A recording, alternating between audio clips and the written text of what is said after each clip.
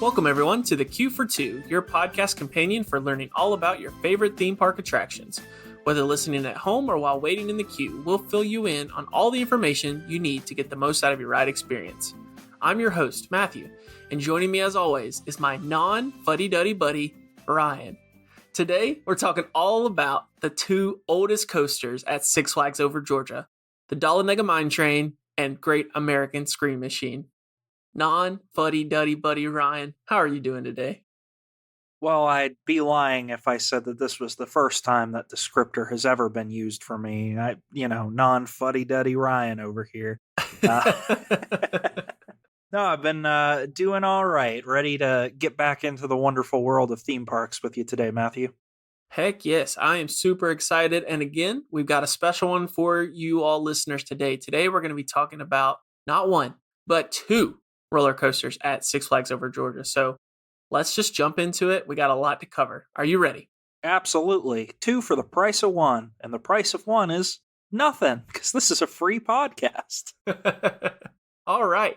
So the first we're going to start with is the Dahlonega Mine Train. And I'll go ahead and preface this with saying, if I'm pronouncing that wrong, I apologize. I grew up always pronouncing it as Dahlonega. So I'm probably going to go back and forth in this episode. So just going to go ahead and preface this. Go ahead and get out of there before all the comments. This is the canonical Q for two pronunciation, and outside of Q for two, it's whatever, but you heard it here first. In the episode, there's a canonical way to say it. All right, so the Dahlonega Mine Train opened in 1967 when the park first opened. So again, day one attraction. This attraction is still running today. It has a max speed of 35 miles per hour, is only 37 feet tall, is 2,323 feet long, and has a duration of 2 minutes and 51 seconds. Now, if you were looking at it on the map, if you're trying to figure out, I'm at Six Flags today, where is this ride? It's located in Peachtree Square, around the corner from Acrophobia and the Marthasville Railroad Station. Now, one thing I'll point out, and we'll bring it up later, but I want you to remember this. If you're looking at the map, this ride is listed in the family ride section. Okay? This is going to be important. I'm bringing this up later. So remember, family ride section of the park. Roller coaster, family ride. Noted. Before we get into the history, my favorite part, let's dive into the ride description. Travel back to the days of the Georgia Gold Rush, when brave prospectors traveled deep into the mountains looking for those elusive golden nuggets. Did you know the very first gold rush in the U.S. happened right here in Georgia, in a town called Dahlonega? These early adventurers staked a claim for fortune and glory. Now you get to tag along for the ride. You'll dive into an old mining car for this crazy ride through the treacherous hills of the frontier. Launched in 1967, the Dahlonega Mine Train was one of the very first roller coasters at Six Flags Over Georgia. And this family favorite is as fun today as it was the day it opened. From a peak height of 37 feet, you'll dive into the hill-hugging curves of an amazing figure eight. Then a series of wind-blasting rises and dips will lift you out of your seat as you barrel through the countryside. You'll fly high through the trees and then plummet around a bend into a spiral on this classic Georgia course. Your runaway mine car cooks through the wilderness at 35 miles per hour, building into a giant horseshoe turn and tunnel dive. Okay, you haven't found any gold yet, so you better ride it again. I'm going to have to get back on. I haven't found any gold. If you find it, let me know, because I've been on that ride so many times. They snuck in a nice little history lesson for Georgia in there, too. That was a nice, subtle gold history lesson that they gave us. Yeah, and it was really cool to hear because, again, there's not a lot of theming when it comes to Six Flags parks, as we've talked about. A lot of these rides are just sort of there. But to see that this one's been there since opening day and is actually named after the big town, like not far in Georgia, you know, there are other mine cart rides, but to see that that actually has some type of history and that it's actually tied to that, that is super interesting. It was a really cool way, and especially to keep its name today. That's a really cool touch. For sure. One of the other things I thought was neat about the description is that they specifically mention the trees around the ride, because I feel like other than the water rides, which we're going to talk about in a future episode, spoiler alert, but other than those rides, I feel like most of the Six Flags rides, you really don't get the sense of traveling through trees or through nature. And that was always something I liked about this one. Oh, yeah, for sure. It's one of the ways that, again, we talked about this a little bit when we talked about Superman, that they use the natural landscape of the parks. They're in Georgia, got all these hills, got all these trees, and this ride definitely uses the natural landscape and the layout of the land compared to just digging out a hole and putting a coaster there. They really sort of use the design, and I think it works well. Now, with the terms, there's not really a lot of terms in here, like with some of the larger coasters. The two that I want to call out are figure eight and horseshoe turn. Again, self-explanatory. A figure eight just being those two track circles looping to form the shape of a number eight. Again, not a loop-de-loop.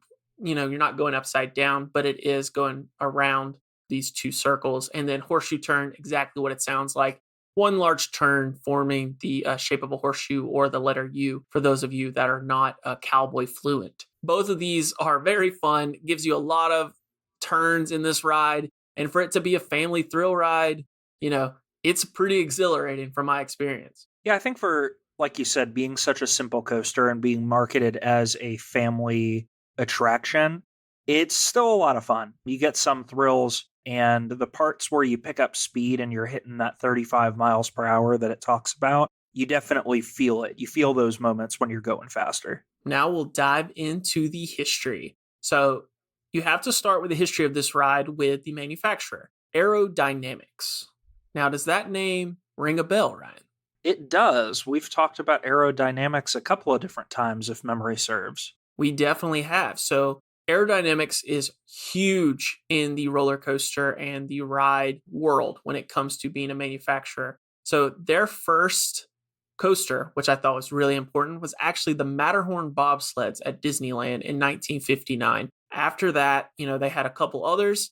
They actually built the first mine train coaster at Six Flags Over Texas in 1966. The year later, then followed with our coaster at Six Flags Over Georgia in 1967. And it was actually part of a large sweep of mine trains built across the U.S. It's one of the first two. And then they started going over the next, 3, 4, 5 years, building mine train type coasters across the U.S., different Six Flags parks and that sort of thing. So I thought it was pretty interesting. Not anyone that has a specific Dahlonega mine train naming, but it was an interesting fact to see that they took this design and they ran with it because it was super popular. And Matthew, now that you're talking about them making several other mine car attractions, if memory serves, I think we actually talked about them in our Thunder Mountain episode. I think the company had a role to play because I remember us talking about other mine car attractions like Thunder Mountain. Yep. So that is definitely one of the rides that I was going to point out. So perfect. You're reading my notes again.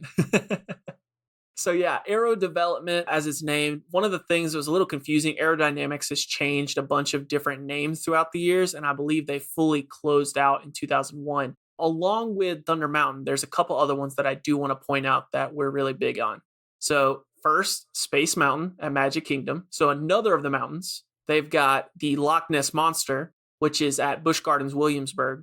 That is one of my newer rides that I've been riding over the past couple years, and it is very fun. And the last one we've both ridden and we've mentioned before, the Tennessee Tornado at Dollywood. So again, there are way more coasters that they've built. It's not just these, but for us, I wanted to mention these 4 that we talked about here, just as they're all over the place for us, for sure. It's definitely fun to shout out the ones that we're more familiar with, but I know, like you said, that company has a ton of coasters under their belt. They've got quite the impressive resume. For sure. Now, looking into when the park initially had this ride open, what I found interesting was originally it ran 4 trains, and that allowed them to get to 2,200 riders per hour. In the middle of the 1990s, however, they refurbished it. That new system that they refurbished it with can only hold 3 trains. And so that's the max that they're running even to this day. And it drops it down from 2,200 riders per hour down to 1,300 if all 3 trains are running. So it's a pretty significant drop down. But if you ever see this ride can get through 2,200, some of those numbers are not updated since, they never went back and re-added that since they dropped down from 4 trains down to 3. Interesting. Okay. With this refurb, Not going to go too deep into it, but we've talked about refurbs before on coasters, and specifically like with Cyclone, they replaced a lot of the track as a wooden track with steel track. What I found most interesting about this refurb was that this ride actually always used steel tubular rails, standard, with other mine train designs. So that was part of the whole mine train cart. The wood on the coaster was always just for supports. So when they did the refurb, they didn't really replace any of the track, with anything separate. They might have replaced parts and pieces that needed it, but it's not like they replaced a wooden track with a steel track. They replaced some of the wooden supports for steel. So the look of the coaster is still pretty woody today, but all that wood is pretty much just ornamental. Everything else along the ride, whether it's the supports or the rails, are all steel now. So that was really the biggest thing about the refurb, which I thought was pretty interesting for a coaster that's been open, since the park opened. And I will say, with you kind of priming us with some of the history, I know that the Matterhorn bobsled, one of the first coasters that they worked on before they did Dahlonega Mine Train, was special for the time because it was the first roller coaster of that design to use that metal tubular tracking. And so I guess once they kind of hit gold with that model, they just carried that forward. So that makes total sense. And once they hit gold, what's the next possible way to go? Mine carts. Because they hit gold and they just kept on going. And then they get us. We don't hit any gold, so we just have to keep riding and keep hoping that we're going to strike it rich. Now, speaking of these mine carts, so for those of you who have never ridden these, they are not the biggest or most comfortable seats in the park. They actually have only a single lap bar. So this is sort of getting into the tips for this ride. If you have someone that's a completely different size than you, say if you're riding with a child, it can make for a pretty interesting ride when the lap bar really is not going all the way down for them because you're supporting it up. So, nobody's really going to go flying out, but just be aware that this is something that can happen. You're going to slide around the seat pretty heavily if, the size differential is there. But it's pretty nice. So if you're a bigger guy like me to get into the carts, what they actually do is you can just ask the employee and they go around back and they bring out a massive shoehorn and they help you like wedge yourself into the cart. No, but I 100% agree with Matthew. These cars are a bit smaller and it was definitely a tighter fit. And so like Matthew said, if you're sharing the seat with somebody smaller, that lap bar isn't going to come down quite right. Oh, yeah. Now, with this ride, I'll end us on this before we get into our next coaster.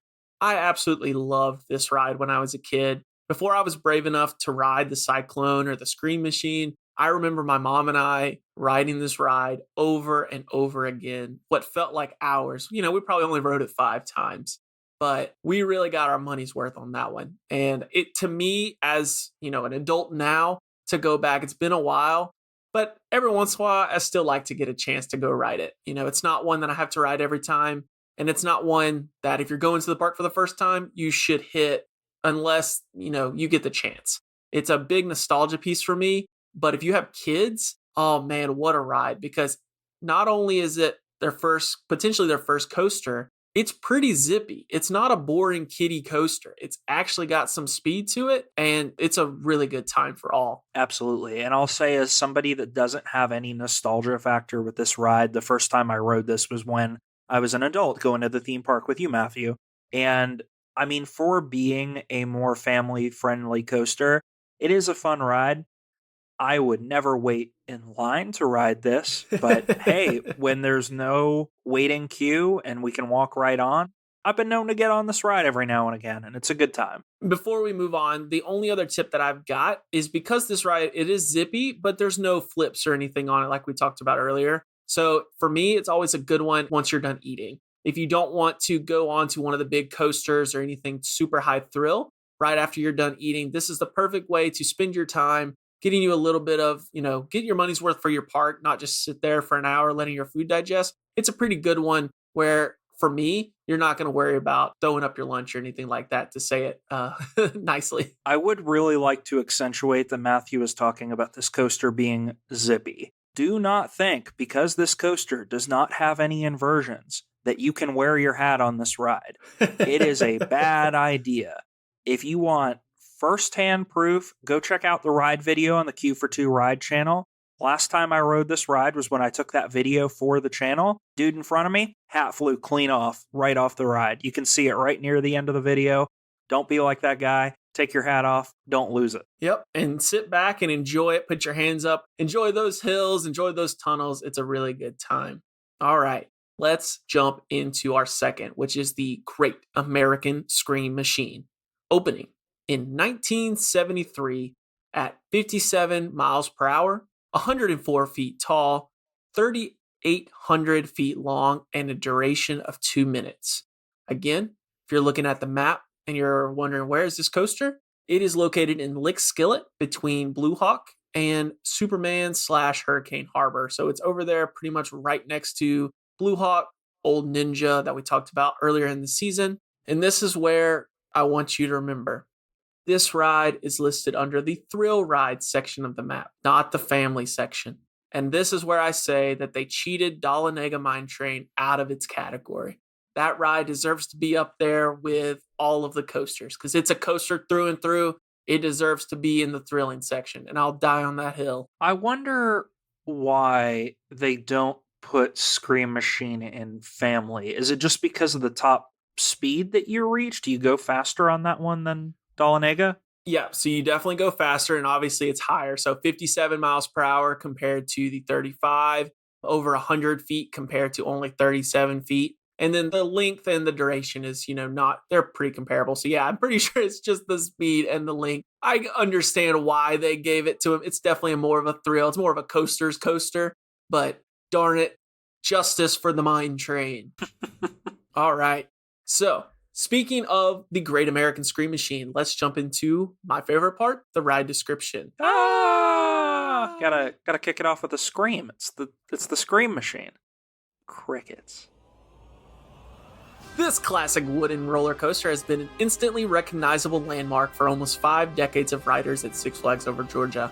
There's no mistaking the profile of the legendary classic ride, perfectly named the Great American Scream Machine. This gargantuan creature was built in 1973.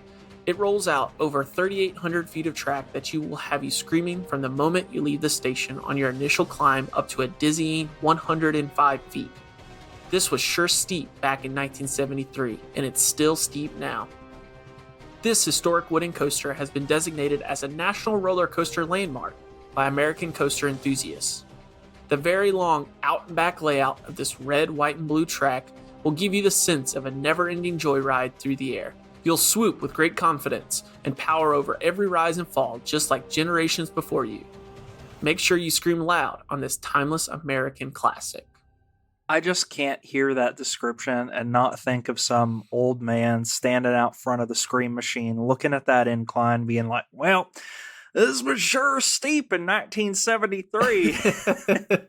It's interesting. This is a little bit later in my history, but I'll go ahead and jump into it now.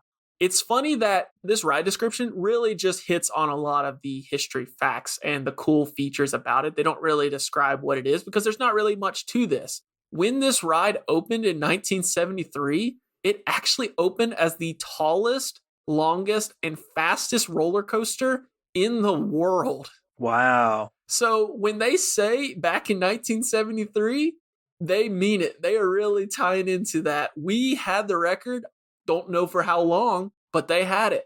That's interesting because I don't know. I'd be interested to see like a flow chart or something like that of how quickly those records would come and go for different parks, because I feel like the wooden roller coasters in that era when a lot more theme parks were popping up, they were building those things and in some places tearing them down or having them burned down by mistake pretty rapidly in that theme park craze of, I think that was the 70s and the 80s.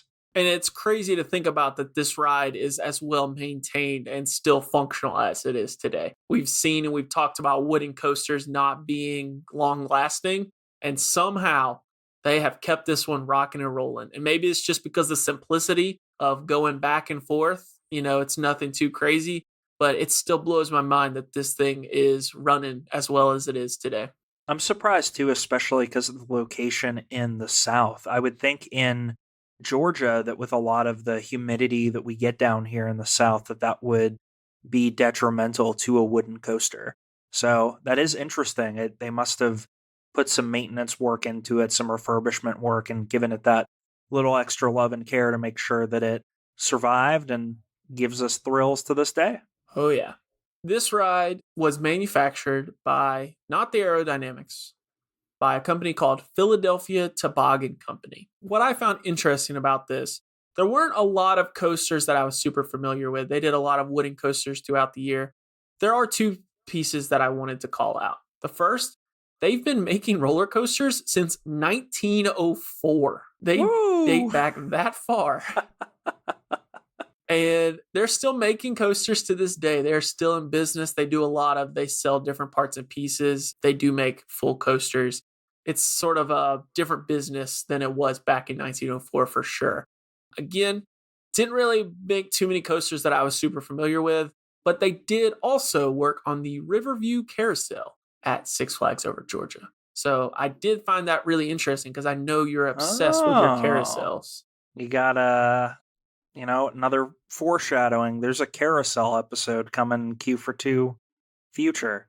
Now, I'm not an enthusiast for riding carousels, but I do think a lot of carousels have interesting history. And that is not a piece of history I knew about the carousel at Six Flags. So I'm going to have to pencil that in my notes. Yeah, and I wasn't able to really determine. I don't know if they built it or if they just moved it, because I know we've talked about in the past, a lot of the carousels get moved around from place to place, depending on how there was. So, but I did find that was interesting. They definitely played a part. They've got a whole section of their website dedicated to the, carousels that they've worked on. And I think they're numbered in the sense of, I guess there's some carousel numbering system out there. So like there's an official number for this carousel. So again, I'm not going to dive too deep into it, but I'm excited to see what you come back with when we do eventually get to the carousel episode. This is the moment in time that I'm learning about numbering carousels. So in the future, when I tie this in and talk about it, y'all heard it here first. I'm learning about this in real time right now. And when Ryan does the research and tells me that I made that up, then I'll go back and say, well, I guess I made it up. But for now, that's what I found. So we're going to stick with it. We got you on the edge of your seat. Stay tuned. So not only that, like we talked about a minute ago, this opened up as the tallest, fastest, and longest in the world. Now, that designation that they talked about in the description, this came in 2017 from the American Coaster Enthusiast. They designated it as a landmark because it was the first wooden coaster built by Six Flags, and it was so well maintained. So because they kept up with it, like we talked about a minute ago, that is part of what led into them, designating it as a full-on landmark, which is amazing to think because, never seen the Great Pyramids, never seen the Leaning Tower of Pisa. But man, I rode on a landmark roller coaster at Six Flags Over Georgia. The ninth wonder of the world. Now, when we talk about awards for this, again, sadly, no awards that I could find for the Mine Train.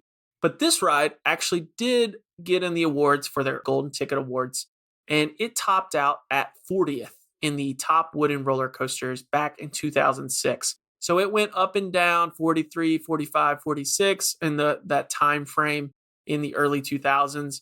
And like I said, topped out at 40th, which I feel like at that point, after, the ride has been open over 30 years, that's pretty darn good. Yeah, I would be interesting to see the criteria for ranking wooden coasters. I feel like there's a lot of different parameters that you could rank them on. So that's interesting. It was hovering in the 40s for so long. Yeah, you would think speed, height, it's got to be something along the lines of smoothness.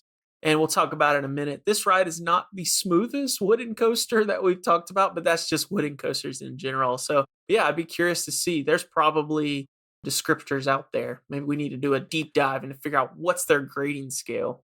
I want to know who's on the panel for making the criteria, because if one of the panelists is a termite, maybe taste is a factor. Who knows? It's Mr. Aero and Mr. Dynamics. Come on, they're on the board. Oh, it's that little termite from, what's that movie with the old animated movie with Christopher Columbus and the termite? Oh, you lost me. Oh, come on. You know what I'm talking about, where he eats the corners of the cube globe and is like, it's a sphere. I have no idea what you're talking about. I gotta dig out my old VHS tapes. I got you on the edge of your seats again. Stay tuned, folks. All right. back to what you all came for. We love a tangent, but let's get back into it. So, one of the things I find most interesting about this ride is there's a few odds and ends when it comes to ways that they, events around the ride, different ways that they've done things with it. So, one thing that they did back in 1993 was that they ran the coaster backwards. So, they obviously don't run the car, backwards on the track, but they flip the car around so you're seated backwards and then go up the hill and go down it. So they did this in 1993 for their 20th anniversary. They also did it in 2018 for the 45th anniversary. And, I had a conversation with my wife because I feel like we wrote it. She says that she is very certain that we did. So I'm going to say, again, we've talked about this. Memory's not the best, but we did it and it was awesome. So if you get the chance to maybe in 60th anniversary, ride it in 2033, I think that math checks out. You should definitely get a chance to go ride that ride going backwards because, again, a very cool way to do it. It's a very interesting take on an old coaster. Now, I know I for sure did not ride it because I remember when we had the season pass for the 2017 season, I did not renew my pass next year. But I remember y'all did, and I'm pretty sure I remember you talking about when they were doing that with the Scream Machine. So I will also corroborate the story that I believe you wrote it backwards. Fantastic. This is why you have friends with better memory than you folks. That's the main point of this podcast, is to make friends that have better memories than you. Other events, we talked about them running it backwards. This is one I had a lot of trouble finding information on.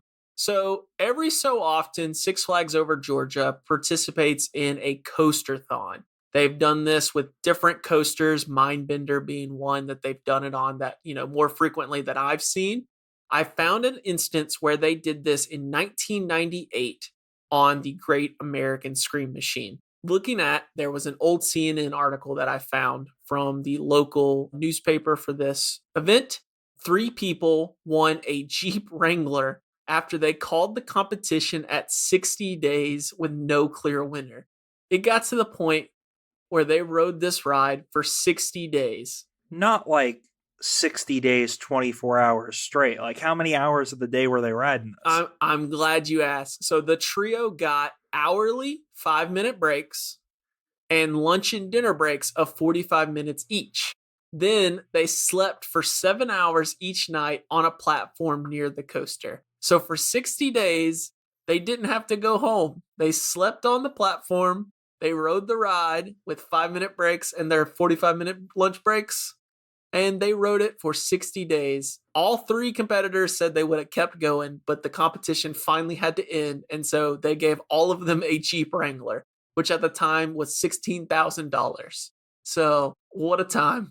Okay, I want to know, were these people partially in it because they're roller coaster enthusiasts and wanted to be on the map for like doing this achievement? Or how bad did these people want a Jeep Wrangler? They really wanted a Jeep Wrangler. I think it was said there was 20 people total to start, and we got down to 3. So heck yeah, man. I can't imagine just dipping out of my life for 60 days. That's wild. What dedication. At the time when they did this, they broke the American record, which is 11 straight days. And then they broke the world record of 23 straight days. Yeah, they really smashed both of those, didn't they? Oh, yeah.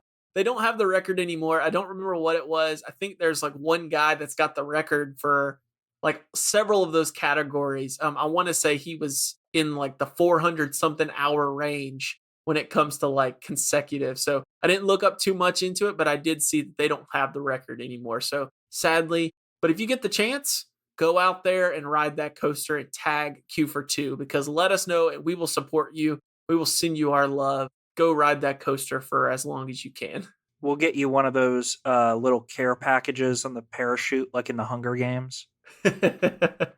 Perfect time for the new movie. Glad we're sponsored by the new Ballad of Songbirds and Snakes movie. Date this podcast. How topical. We love to date the podcast. So that is all I've got from a history perspective of this amazing ride. Again, from my perspective, this is a really fun wooden old coaster. They're not for everybody. Wooden coasters are rough. They can be maintained, and this one is maintained, but at the end of the day, they are rough from age, and so they're just not for everybody.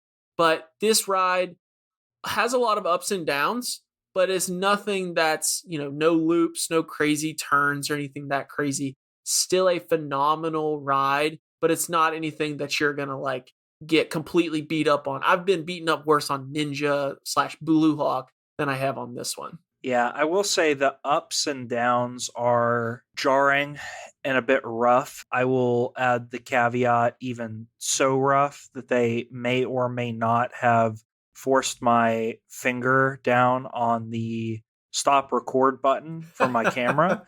So you may or may not see 3 little slices where there's a technical error in the film recording of this ride. So that goes to show you how much force you're getting when you go up and down on those loops. But overall, this ride isn't too rough. And maybe I'm just losing it. Maybe this is just looking in the rearview mirror or whatever. I feel like it was rougher in 2017 than it was when I rode it in 2022. I think that's just my perception. I don't think there were any big renovations or big changes. I don't know. I just remember it being a lot rougher. Not that I saw, but again, they did get that landmark designation in 2017. So maybe after they got that designation, they bumped it up and really started making sure they were taking care of it. Maybe that's what it was. Put some grease on the wheels, did a little spit shine on that track. Oh, yeah. And again, weight, not usually too bad on this coaster, not compared to some of your other ones, Goliaths and everything. And if you're a fan of wooden coasters, definitely ride it. It's definitely one to put up there with some of my other favorite wooden coasters, not only at Six Flags, but, around the country, that places we've been to. So it's definitely a good one that let yourself enjoy and don't be afraid to scream. Like a machine in America. That is great. That's how you use your intellectual property. All right. Well, with that, we're obviously losing it. So I think that is all I've got. Ryan, unless you've got anything else to add for us, I think I will let you get us out of here. All right. Well, that queue went faster than expected. We hope you enjoyed this episode and learned something new about these historic rides. As always, we'd love to hear your experiences with these attractions or any fun facts you have. Feel free to join our Discord server and join the conversation, or shout at us on Twitter or Instagram, @Q4two. That's @QUEE_FOR_TWO, Q4two. You can also drop a comment on our YouTube channel. All the links can be found in the episode description below. Now, go catch that ride, and we'll see you in the next Q4two. Justice for Mine Train!